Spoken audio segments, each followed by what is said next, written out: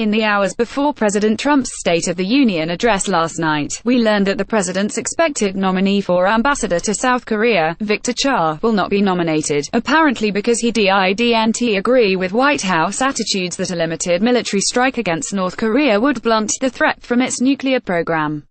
In his address to Congress, Trump didn't include his usual threatening rhetoric, focusing instead on the brutality of the North Korean regime. But he also stated that complacency and concessions only invite aggression and provocation. Here at the Monkey Cage, we've looked at the U.S. North Korea standoff from many perspectives, some more optimistic, others less so. Here are 4 takeaways from these posts to make sense of where things stand. 1. No matter what Trump says, there are powerful constraints limiting, but not eliminating, the chance of conflict. In early January, Michael Horowitz and I argued at the Monkey Cage that structural constraints rein in the odds of war on the Korean Peninsula. Although both of us have published research on how leaders can influence the outbreak and conduct of war, we noted that in the case of North Korea, factors that leaders cannot realistically change or avoid, such as geography and military capabilities, make the prospect of war so unappealing that leaders have incentives to try to deter the other side, rather than escalate. Picking up this theme, Reiter argued this month that the historical record shows preemptive wars are rare. Although the powder keg image is powerful, most dangerous crises, think nuclear-era standoffs like the Berlin crisis or the Cuban Missile Crisis, do not escalate to war. As Reiter explained, most of the time, preemptive wars just aren't that tempting. What about the risk of miscalculation? As Horowitz outlined last September, there are many paths to a miscalculation in the U.S. North Korea's standoff. But as Reiter noted, states, including North and South Korea, are also pretty good at preventing lower-level provocations from escalating to war through miscalculation. Of course, the risk of war with North Korea is not zero, and Trump may yet be the driver of it. The news last night that Cha, long thought to be the Trump administration's pick for ambassador to South Korea, would not be nominated partly because of disagreement over limited strikes against North Korea, may suggest that those who are not prepared to strike are not welcome in the Trump administration. Even more remarkable was Cha's op-ed outlining his concerns. Some have suggested that this unusual move indicates how seriously the administration has been considering a strike. And as I wrote not long after Trump's election, my research shows that advisors' statements can send signals that affect how policies are perceived by others in the bureaucracy, by Congress and by the public. But, ultimately, decisions for war lie with the president. People watch a TV screen showing images of President Trump, left, and North Korean leader Kim Jong-un at Seoul Railway Station in Seoul on November the 21st. An Young-jun, App 2. If war does occur, casualties are likely to be high. If war does come, Tanisha Fuzzle's research on developments in military medicine shows it will be particularly costly in human terms.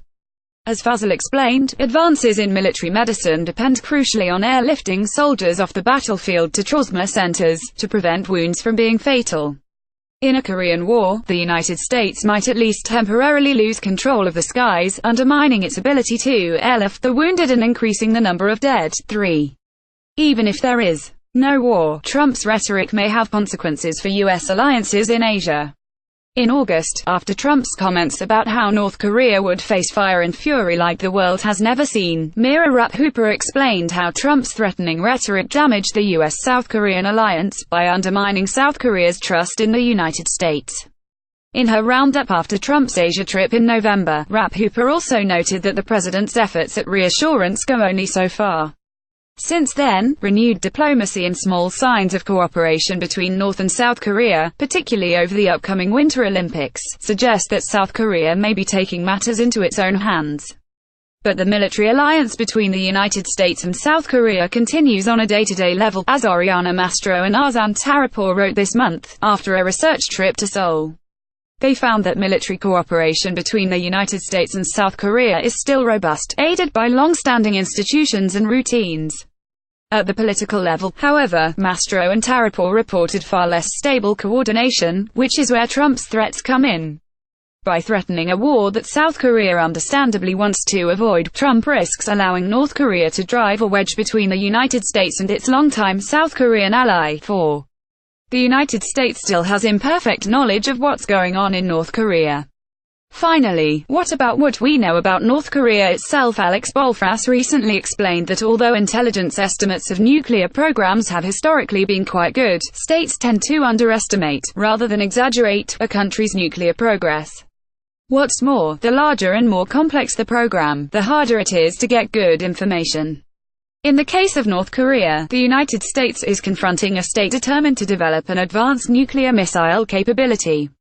Malfred Brautheghammer detailed why North Korea succeeded in developing its nuclear program where countries such as Iraq and Libya failed. One reason is that Kim Jong-un consistently made nuclear weapons his top priority. Yes, the speed of North Korea's success took the international community by surprise, but Brautheghammer concludes that there were good reasons for this success. What's next for the U.S. North Korea standoff? To some extent, the current standoff looks much as it would have had Hillary Clinton won the 2016 presidential election. A determined North Korea has succeeded in its long-standing goal of developing an advanced nuclear capability.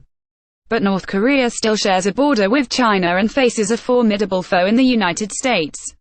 If war did break out, it would be particularly costly in human lives. These structural pressures constrain any U.S. or North Korean leader, and may indicate why preemptive wars or miscalculation spirals are historically rare. That doesn't mean Trump's words have no long-term impact. The president's threats have effects not only on North Korea but also on U.S. allies like South Korea. In fact, in the absence of war, Trump's rhetoric may ultimately mean that the United States simply has less influence over what happens in North Korea than it otherwise would.